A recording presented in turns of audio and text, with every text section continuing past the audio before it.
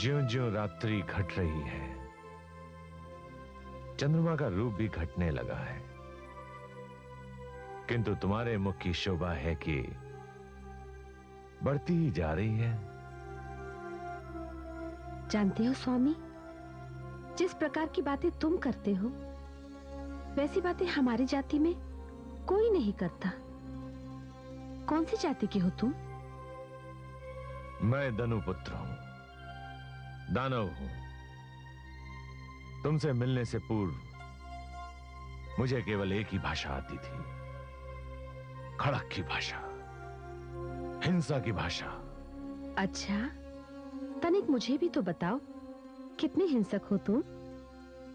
मैंने और मेरे स्वर्गीय भ्राता करम्भ ने रक्तपात के अतिरिक्त और किया ही क्या है। मानवाखेट तो हमारा सबसे प्रिय खेल था। मानवाखेट के पश्चात हम दोनों भ्राताओं को बड़ा ही आनंद आता था, किंतु तुमने तो मेरा ही आखेट कर लिया। और भी कुछ कहो ना। जानती हो मोहिनी, संतान प्राप्ति की कामना से मैं तप करने निकला था और तुम मेरी तपस्या का उत्तर हो। मुझे ऐसी संतान दो जिसे विश्व में कोई भी जीत ना सके। अवश्य स्वामी, मैं तुम्हारे पुत्र की माता कहलाकर धन्य हो जाऊंगी। मोहिनी,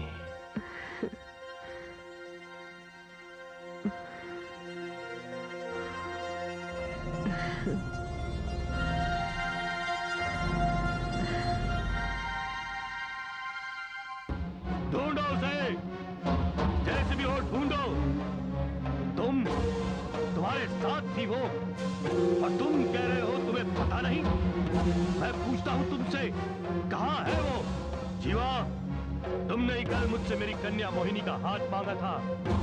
तुम्हें अपनी कन्या का हाथ देकर मैं महेश जाति को कोई ऐसा राजा नहीं देना चाहता जिसे ये भी पता ना हो कि उसकी होने वाली पत्नी कहां है। हमारी परंपरा, हमारी संस्कृति के अनुसार हमारे यहाँ नवयुवकों और नवयुवतियों को हर प्रकार की स्वतंत्रता है, किंतु हमारा ये नियम न भूलो कि हमारे यहाँ की कोई भी कन्या यदि किसी दूसरी जाति के पुरुष के साथ अपना संबंध रखती है तो हमारे दंड विधान के अनुसार वो दोनों अपराधी है और उन दोनों को वध कर दिया जाता है। हे राजा, तुम सोचते सोचते विचारों में बहुत आगे बढ़ गए। मुझे विश्वास है मोहिनी के साथ ऐसी कोई घटना नहीं घटी है। मद में चूर वो कहीं दूर निकल गई है। रक्षक दल उसे ढूंढने गए हैं और अब मैं स्वयं जा रहा हूँ। जीवा, स्मरण रहे कि उसे लिए बिना वापस ना लौटना। नहीं राजा, विश्वास रखो, मेरा नाम जीवा है। महेश राज्य में लोग मुझे काल का दूसरा रूप मानते हैं। हे राजा, क्या हुआ? मोहिनी कहीं नहीं मिली। किंतु क्या? चुप रहोगे तो जीभ काट ली जाएगी। किंतु हे राजा, महेश मंदिर में दोनों हार नहीं है।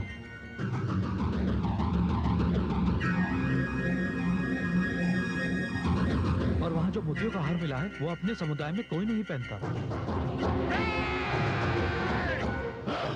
तुम जिस ओर संकेत दे रहे हो वो सत्य नहीं है। महेश जाति की कोई भी ऐसी कन्या नहीं जो जीवा के मुख पर तमाचा मारकर किसी दूसरे के साथ चली जाए। जीवा, यदि ऐसा ही कुछ हुआ है तो उन दोनों के कटे हुए मस्तक लिए बिना यहाँ मत आना। ऐसा ही होगा राजा, ऐसा ही होगा।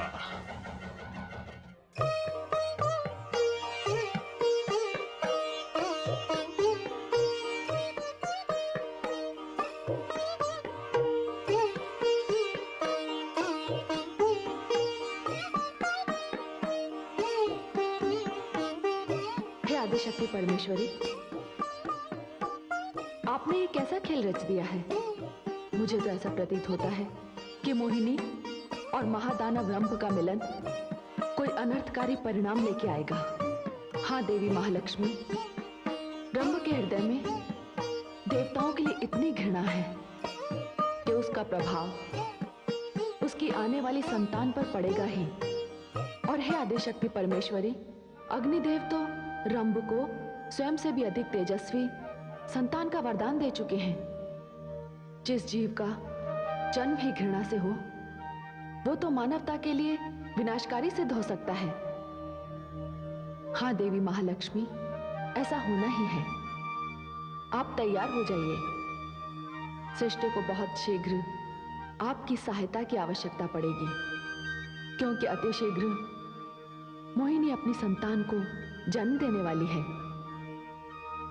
जो असुरों के इतिहास में अति भयानक होगी। जैसी देवी परमेश्वरी की इच्छा।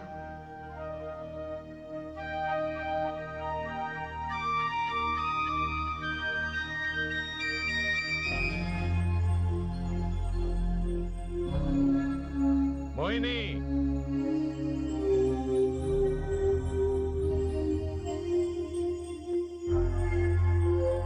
मोहिनी, मैंने निर्णय ले लिया है। कैसा निर्णय स्वामी? मोहिनी, अब हम यहां नहीं रहेंगे।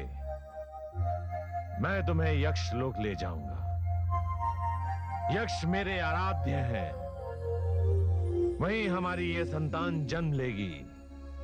तुम जानती हो, वहां महिष सभ्यता और असुर सभ्यता का मिला जुला संगम महिषासुर आएगा। हाँ स्वामी, मैं भी अपनी प्रेम बेल पर लगने वाली इस पहली कली के दर्शन करना चाहती हूँ। क्या ऐसा हो पाएगा? मैं देखता हूं मोहिनी, तुम अकारण ही भयभीत हो उठती हो। तुम्हारे साथ तुम्हारा पति धनुपुत्र रंभ है, और मेरे रहते हुए तुम्हें किसी से भयभीत होने की आवश्यकता नहीं है।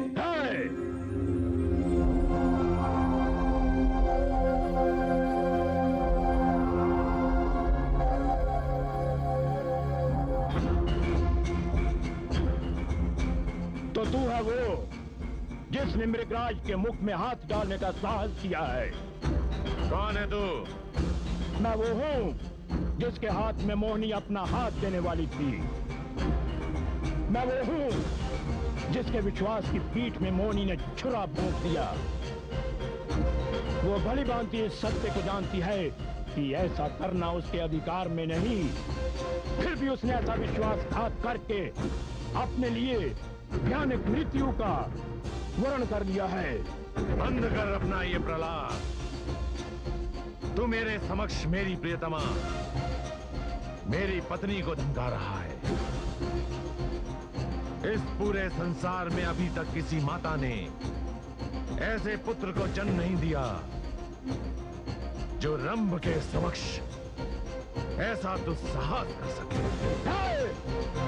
इस बात का अभी पता चल जाएगा जब मैं तुम दोनों के सिर काट कर यहां से ले जाऊंगा। सावधान! नहीं, नहीं जीवा, नहीं। सावधान!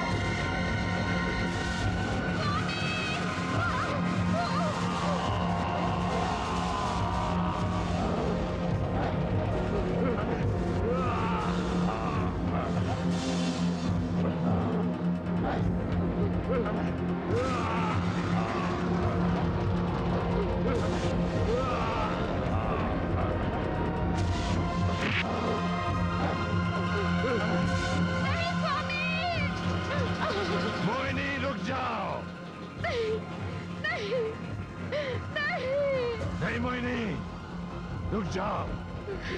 मैं इसका हाथ तब तक पकड़े रखूंगा जब तक तू किसी सुरक्षित स्थान पर नहीं पहुंच जाती। इसने मेरा वध छल से किया है। भाग जा, तुझे मेरी संतान को जन्म देना है मोहिनी। नहीं स्वामी, मैं आपको इस अवस्था में छोड़कर नहीं जा सकती। मोहिनी, तुझे मेरी सौगंध, तू चली जा यहाँ से। नहीं नहीं स्वामी। यदि तू नहीं गई तो ये दुष्ट तेरा भी वध कर देगा और इसी के साथ हमारी संतान जन्म लेने से पहले ही समाप्त हो जाएगी। मोहिनी, तू जा, तुझे मेरी सौगंध।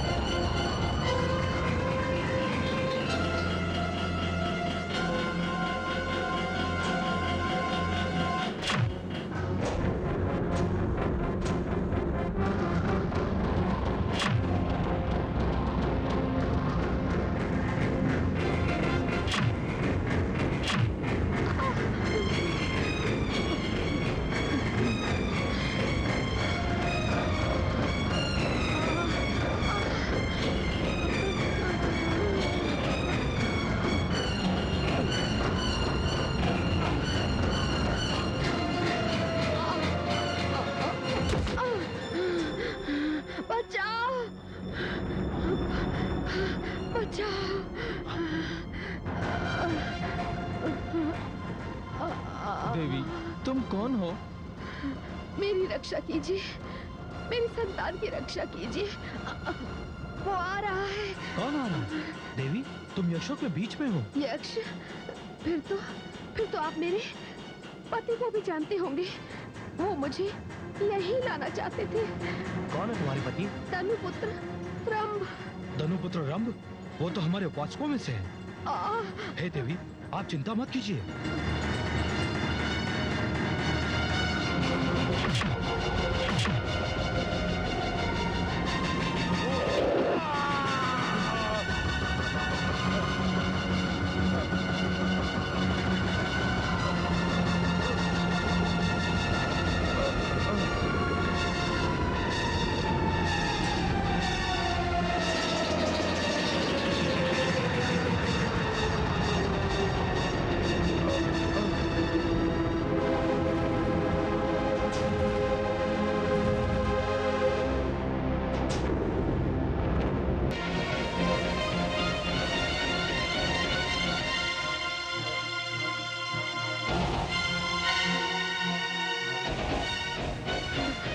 रक्षा कीजिए, मेरी संतान की रक्षा कीजिए।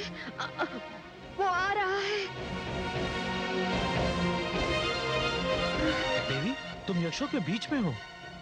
हे देवी, आप चिंता मत कीजिए।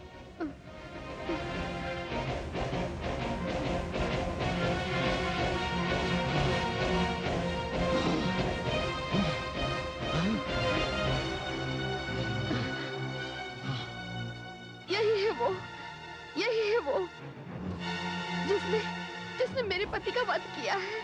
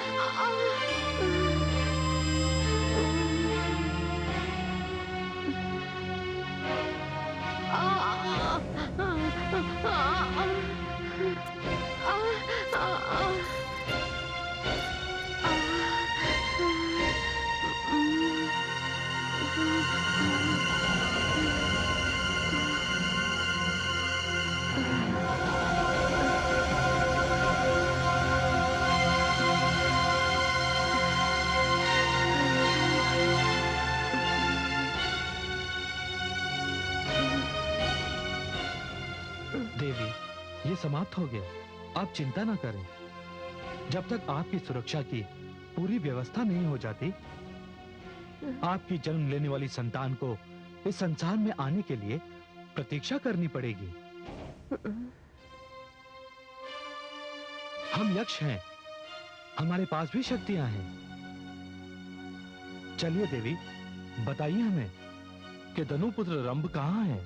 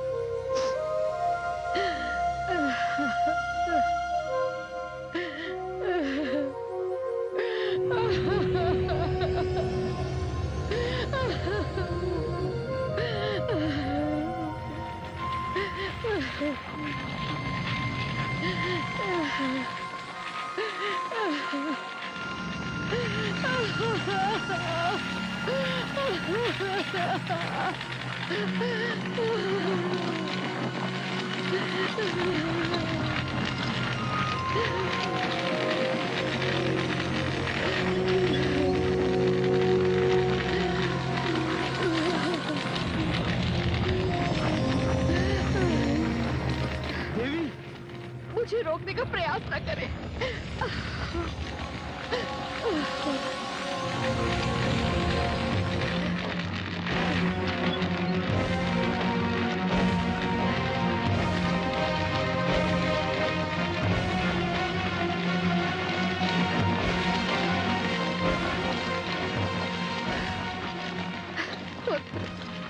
मुझे क्षमा कर देना। मैं अपने पति का वियोग सहन नहीं कर पाई, इसलिए तुम्हें भी मेरे साथ इसी चिता में जलना होगा। मुझे क्षमा कर देना पुत्र, मुझे क्षमा कर देना। नहीं माते, आप चिंता मत कीजिए। मैं जन्म ले रहा हूँ। मुझे संसार में आने से कोई नहीं रोक सकता। मुझे अग्नि का वरदान है, इसलिए मैं अग्नि में जल ही नहीं सकता।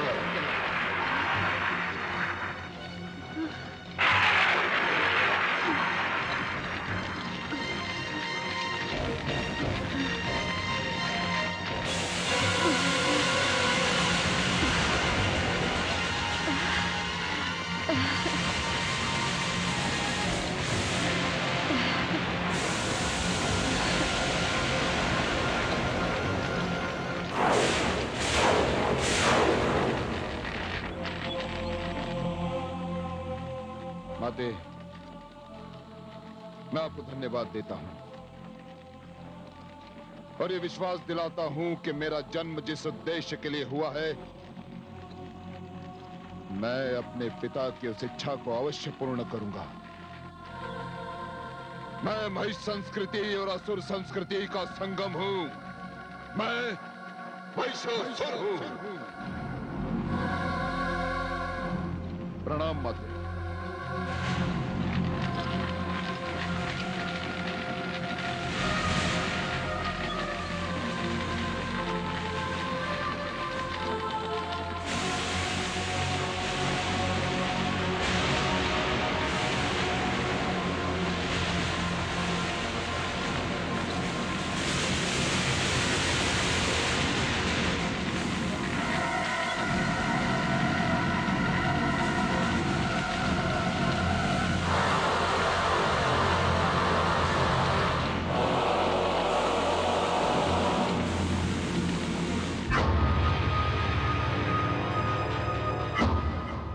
दानवराज, समस्त दानव लोग तेरी प्रतीक्षा कर रहा है। दानवों का सिंहासन रिक्त है। पर आप कौन हैं? मैं तेरे पिता रंभ के शरीर से उत्पन्न हुआ हूं। मैं तेरे लिए पिता समान हूं। मैं रक्त बीज हूं। तू मेरे साथ चल और दानव लोग चलकर उस सिंहासन की शोभा बढ़ा। हे महान रक्त बीज, आप जाकर समस्त दानव लोग को मेरी जन्म लेने की सूचना दें और उन्हें मेरी प्रतीक्षा करने को कहें। मैं ब्रह्मदेव को प्रसन्न कर उनसे एक वरदान प्राप्त करके दानव लोक लौटूंगा। यही मेरे पिता की इच्छा थी। मुझे अपने पिता की मृत्यु का प्रतिशोध लेना है और मैं लेकर ही रहूंगा। जो आज्ञा दानवराज।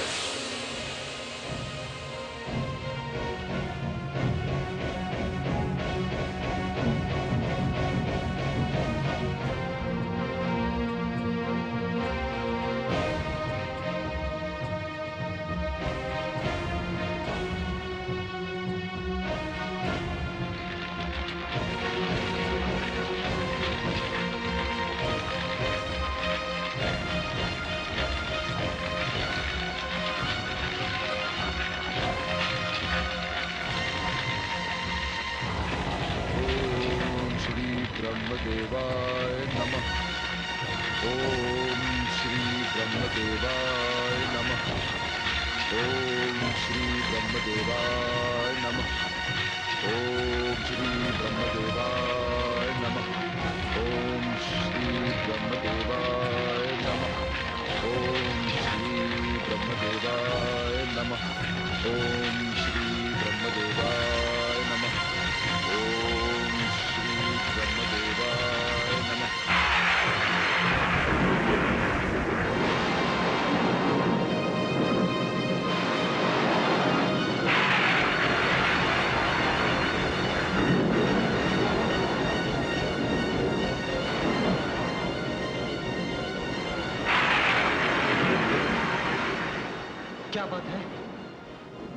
वातावरण अनायास बदल क्यों गया?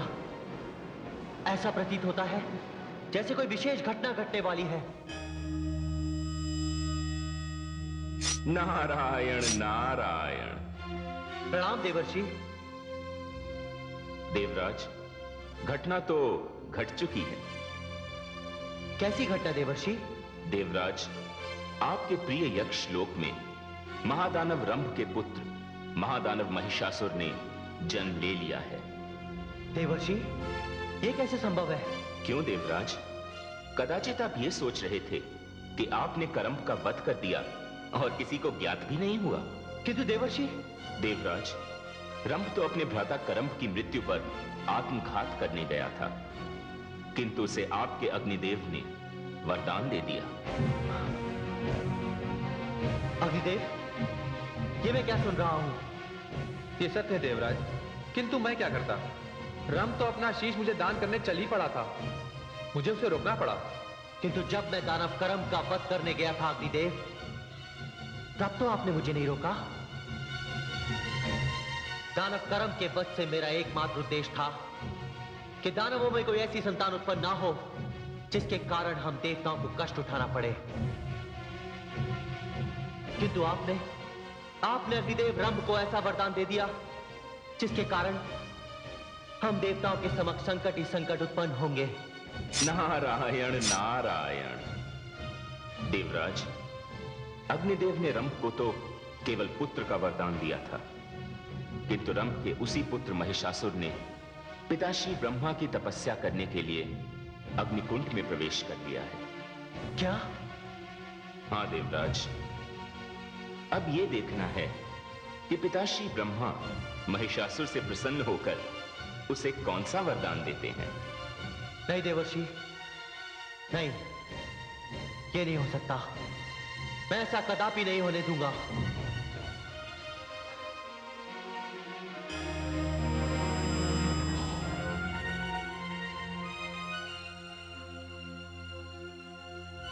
नारायण नारायण।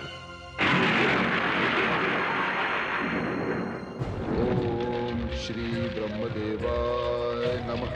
ओम श्री ब्रह्मदेवाय नमः। ओम श्री ब्रह्मदेवाय नमः। वत्स महिषासुर,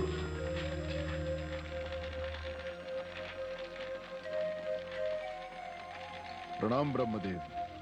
कल्याणमस्तु। वत्स, जल में हिमनद में तपस्या करने वाले मैंने बहुत से तपस्वी देखे, किंतु तुम जैसा तपस्वी मैंने पहले कभी नहीं देखा, जो अग्नि को मेरा मंत्र पढ़कर अपने शरीर की आहुति दे रहा है। मांग वत्स, वर मांग। यदि आप मुझ पर प्रसन्न हैं तो मुझे अमरता का वरदान दीजिए। नहीं वत्स, जिसने भी संसार में माता के गर्भ से जन्म लिया है वो अमर नहीं हो सकता। हाँ, यदि तू चाहे तो इच्छा मृत्यु का वर ले सकता है। ऐसा ही हो ब्रह्मदेव, ऐसा ही हो। मुझे ऐसा वरदान दीजिए कि मेरी मृत्यु किसी पुरुष के हाथों न हो। मेरी मृत्यु कैसे स्त्री के हाथों हो जो मुझे पराजित कर सके।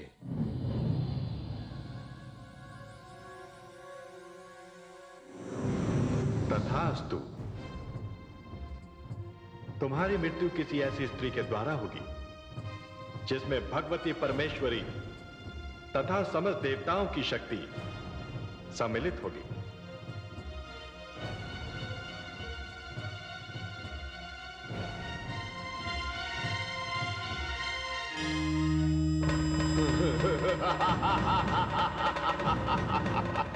विनाश! विनाश! विनाश!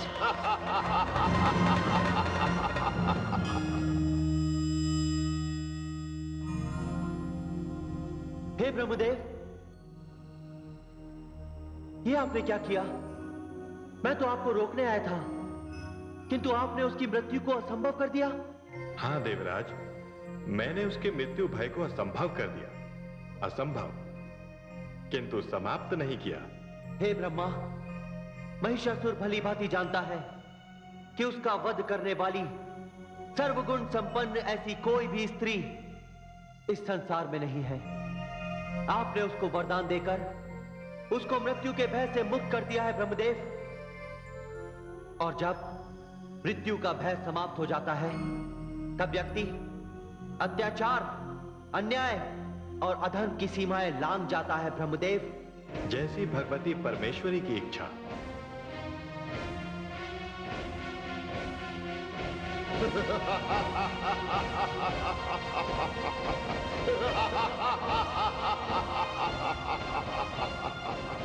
विनाश, विनाश, विनाश।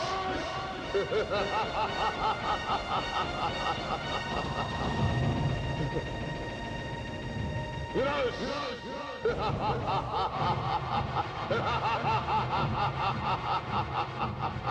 सर्वनाश कर दो, सर्वनाश।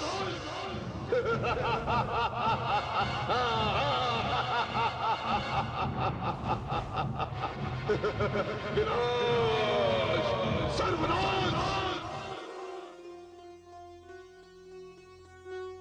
हे आदि प्रजापति, हे संसार के रचने वाले, मैं तो आपके रचे हुए संसार पर मुग्ध हूं। कितने रंग, कितने रूप, कितना सौंदर्य, सब कुछ देखते ही बनता है। किंतु ये किंतु क्या है देवी? किंतु से मेरा तात्पर्य है आपके वरदान से।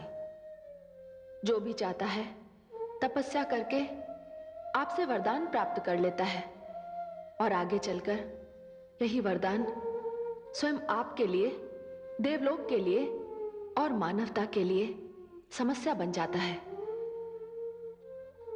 क्या लाभ है ऐसे वरदान का? देवी, तपस्या एक महान कर्म है और कर्म का फल तो मिलना ही चाहिए। और अगर आपका संकेत महिषासुर की ओर है तो उसने बड़ी कठिन तपस्या की थी, उसका फल तो उसे मिलना ही चाहिए था। पर परिणाम का उत्तरदायित्व किस पर होगा? निस्संदेह उस व्यक्ति पर जिसने कर्म किया और कर्म का फल प्राप्त किया। किंतु हे आदि प्रजापति, वो तो अपने ऊपर से नियंत्रण खो चुका है। देवी, यदि वो अपना संयम खो चुका है तो उसे उसका दंड मिलेगा। विधाता का विधान ऐसी शक्ति है जो किसी भी प्राणी को सृष्टि के साथ खिलवाड़ नहीं करने देती। देवी, यदि प्राणी में संयम ना रहा तो उसे मिला हुआ वरदान भी अभिशाप में बदल जाएगा। वरुण देव, सूर्यदेव, यमदेव,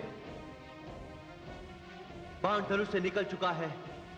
ब्रह्मा जी ने महिषासुर को मृत्यु के भय से मुक्त कर दिया है। ये तो बड़ी अनर्थकारी बात है। हाँ वरुण देव, किंतु इससे पहले कि महिषासुर अपनी सारी शक्तियां एकत्रित करके हम पे आक्रमण करे, हमें उस पे आक्रमण कर देना चाहिए। यह सत्य है कि महिषासुर का वध नहीं किया जा सकता, किंतु उसे बंदी तो बनाया जा सकता है। हे देवगणों, आक्रमण की तैयारी की जाए। महिषासुर की जय, महाबली महिषासुर की जय, दानव सम्राट महिषासुर की जय।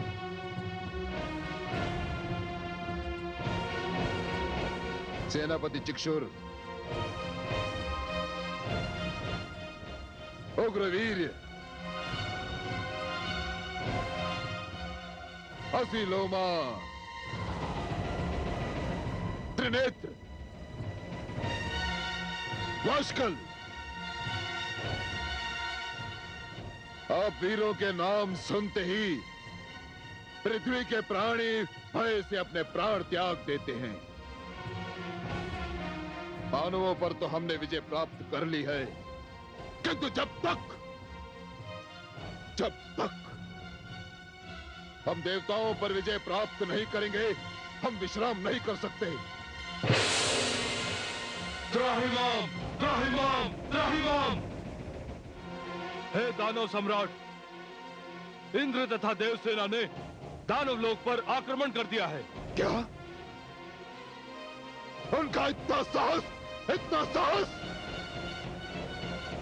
उनका इतना साहस?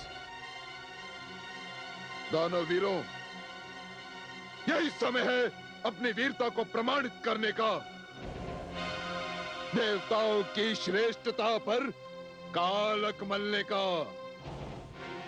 चलो, उनके आक्रमण का उत्तर आक्रमण से दो।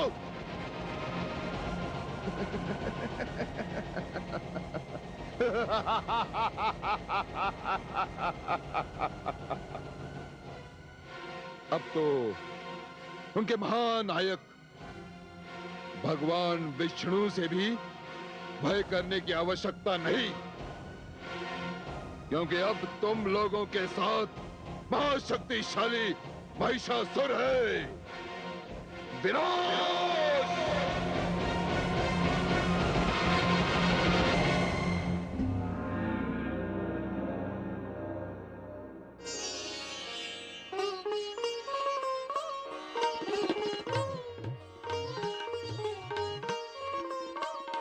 प्रणाम माते। कहाँ जा रहे हो पुत्र? माते, आपने सुना नहीं, देवराज इंद्र ने तो युद्ध की घोषणा कर दी और मैं तो उनका सेनापति हूँ। किंतु उन्होंने तो अपने सेनापति को इस युद्ध की सूचना ही नहीं दी। सेनापति को अपने विश्वास में ही नहीं लिया। हो सकता है उन्हें इस बात का ध्यान न रहा हो। किंतु जब तारकासुर का वध होना था, तब तो हर समय उन्हें तुम्हारा ही ध्यान रहता था। और अब उन्होंने तुम्हें निमंत्रित नहीं किया।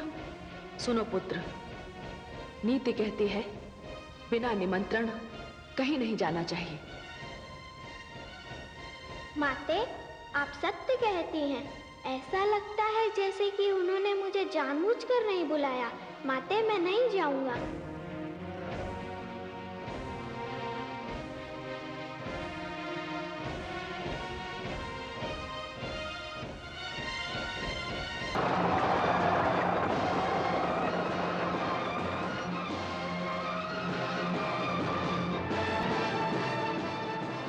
पवन देव, श्री हरि विष्णु और देवादिदेव महादेव नहीं आए? हाँ देवराज, वैसे ये बात तो बड़े आश्चर्य की है। उन्हें इस युद्ध की घोषणा की सूचना तो मिल चुकी है, फिर क्या कारण हो सकता है? हे पद्मनाभ,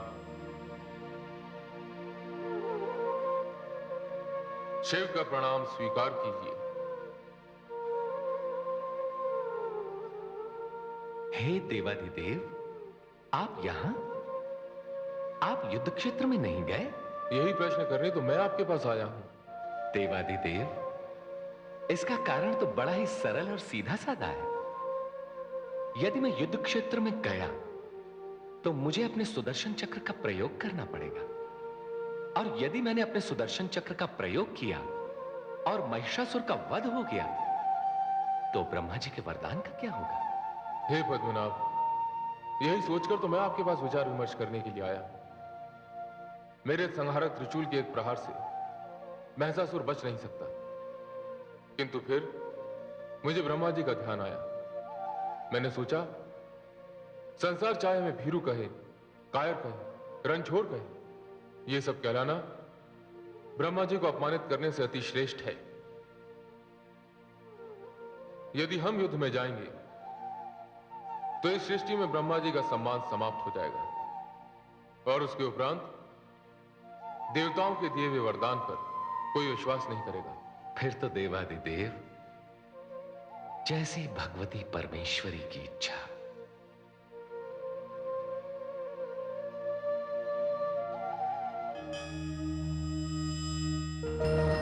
मैं अतीत हूं। देवासुर संग्राम छिड़ गया। इस संग्राम में भगवान विष्णु और संहारकर्ता महादेव सम्मिलित नहीं हुए। विष्णु तथा महेश जिस संग्राम में साथ ना हो, जिस पक्ष में ना हो, तो वहां पराजय तो निश्चित ही है।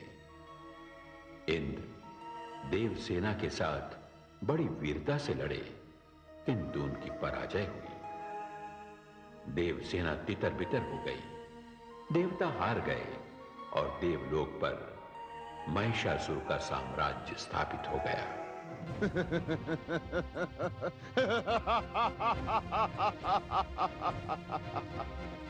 विजय विजय विजय विजय श्री ने हमारे गले में जयमाला डाल दी। रणभूमि छोड़कर भाग गए ये देवता। आज से इंद्रलोक मेरा है, इंद्रासन मेरा है।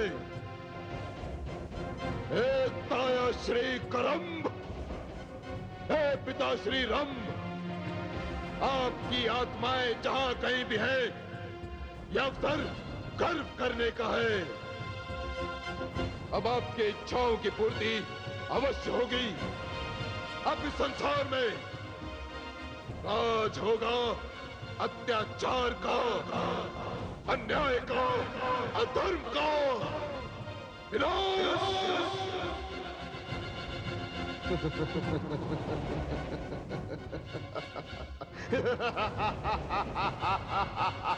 क्यों देवता?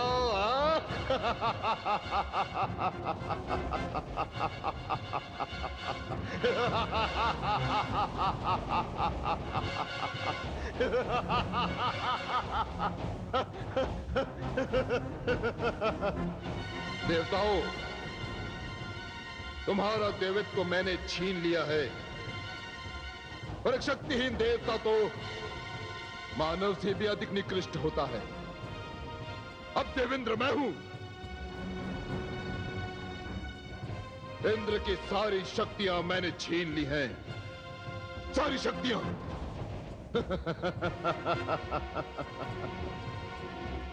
चिक्षुर, इनमें से सूर्य देवता को मेरे समक्ष प्रस्तुत करो। जो आज्ञा महाराज।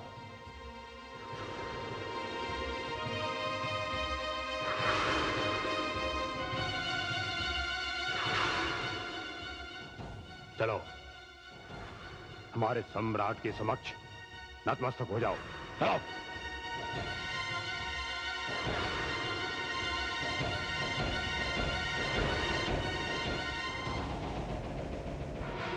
असुर सम्राट, ये है सूर्य देवता। ओहो, ओहो, हाँ? तो तुम ही हो सूर्य देवता। तुम्हारे कारण इस पृथ्वी पर रात और दिन का भेद बना हुआ है। अब महिषासुर तीनों लोकों का सम्राट है। इसी कारण मैं तुम्हारी सारी शक्तियां छीन रहा हूं।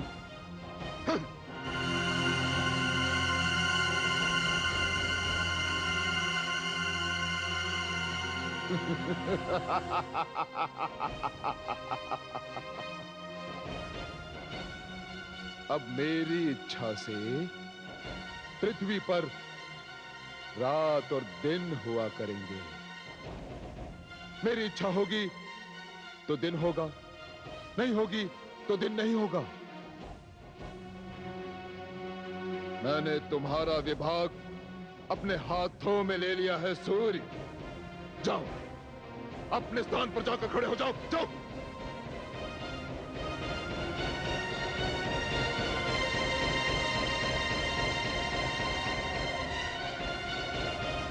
अब मैं तुम समस्त देवताओं की शक्तियां भी छीन रहा हूं।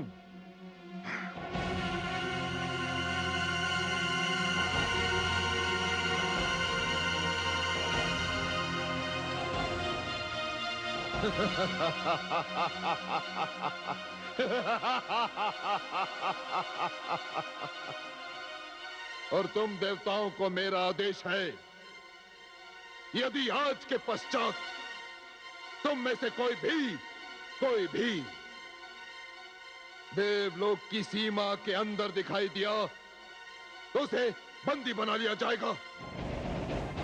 निकल जाओ, निकल जाओ, देवलोक की सीमा के बाहर निकल जाओ।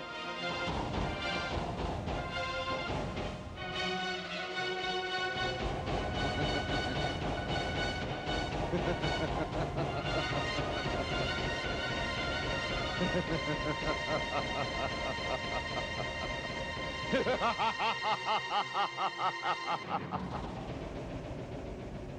ताया श्री करम्ब, ए पिता श्री रंभ, ए माते,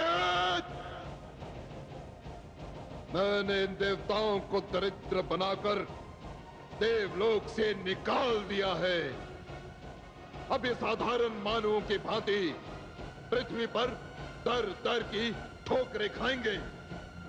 अब इनकी पूजा कोई नहीं करेगा। अब ये केवल नाम मात्र के लिए जीवित है, केवल नाम मात्र के लिए, किंतु इनकी स्थिति एक शव से भी अधिक बुरी है। मैंने प्रतिशोध ले लिया, मैंने प्रतिशोध ले लिया, मैंने प्रतिशोध ले लिया।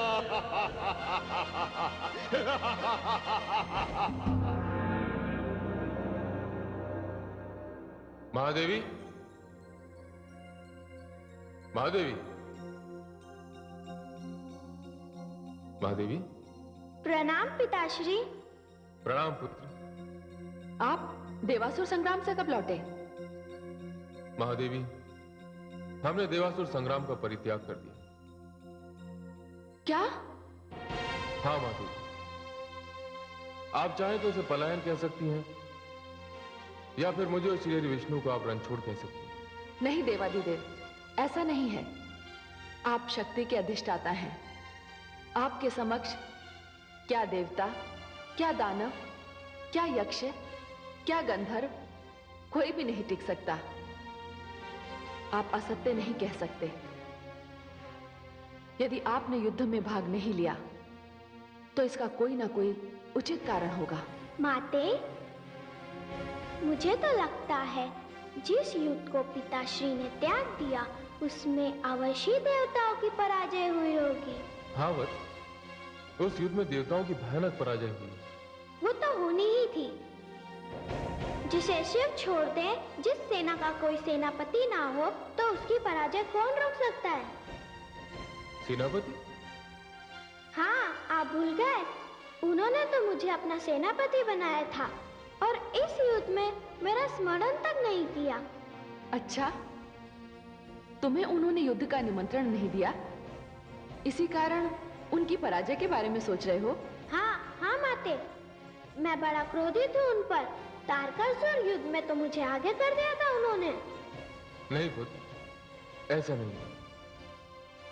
अब अपनी पराजय को विजय में परिवर्तित करने के लिए उन्हें किसी विशेष शक्ति की आवश्यकता होगी।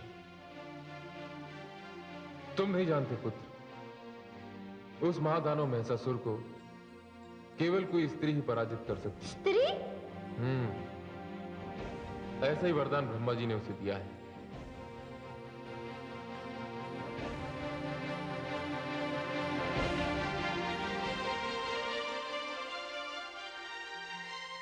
स्त्री?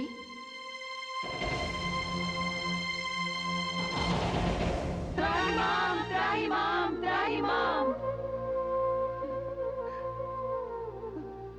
या देवी सर्वभूतेषु शक्तिरूपेण संस्थिता, नमस्तस्यै नमस्तस्यै नमस्तस्यै नमो नमः।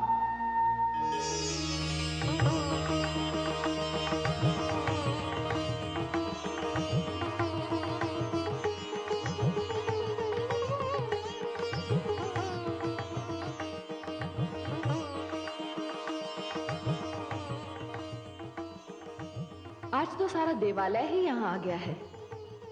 इंद्र पत्नी शची, सूर्य पत्नी संध्या, अग्नि पत्नी सुदर्शना तथा वरुण पत्नी ज्येष्ठा, आप चारों का इस प्रकार आर्त स्वर में मुझे पुकारना किसी घोर संकट की ओर संकेत करता है।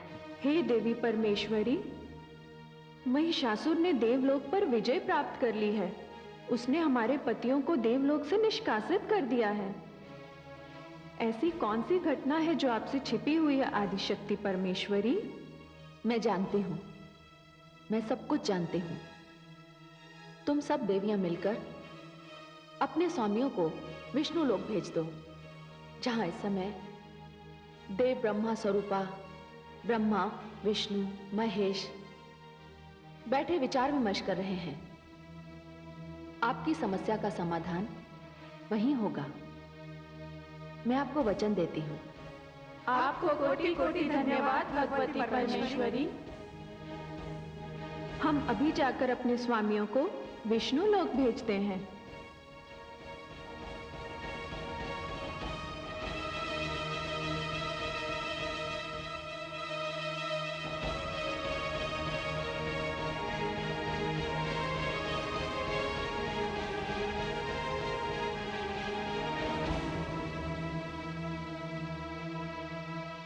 ऐसा भयानक युद्ध, इतना भयानक रक्तपात इससे पहले कभी नहीं हुआ। यह कितनी विचित्र विडंबना है कि असुर हम देवताओं से वरदान प्राप्त करते हैं और वही वरदान हमारे लिए संकट का कारण बनता है। असुरों और देवताओं के इस युद्ध में मानव घुन की भांति पिस जाता है। ब्रह्मा जी, आपके वरदान के कारण मुझे और श्री विष्णु को युद्ध क्षेत्र का त्याग करना पड़ा। अब आपको ऐसे अयोग्य व्यक्तियों को वरदान देने की परंपरा समाप्त करनी होगी। त्राहिमाम, त्राहिमाम, त्राहिमाम।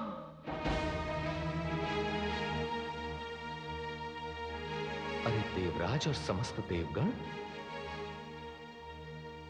आपने युद्ध हारा है, किंतु आपको देखकर तो ऐसा लग रहा है जैसे आप संस्कार हार कर आए हैं। और सूर्यदेव का सारा प्रकाश कहां चला गया? आप सत्य कह रहे हैं कमल लोचन। युद्ध तो हम पहले भी हार चुके हैं, किंतु इस बार महिषासुर ने हमसे हमारे सारे अधिकार छीन लिए हैं। सूर्यदेव से दिन के प्रकाश का अधिकार छीन लिया है, अग्निदेव से होम का अधिकार छीन लिया है, वरुण देव की सारी शक्तियां समाप्त कर दी हैं और हमें देवलोक से निष्कासित कर दिया है। अब तो महिषासुर की ये इच्छा है कि दिन हो या ना हो, रात हो या ना हो, दीपक जले या ना जले, मानव अन्न पकाकर खा सके या ना खा सके। हे पद्मनाभ, कुछ कीजिए, वरना सारी सृष्टि में अंधकार के अतिरिक्त कुछ नहीं बचेगा।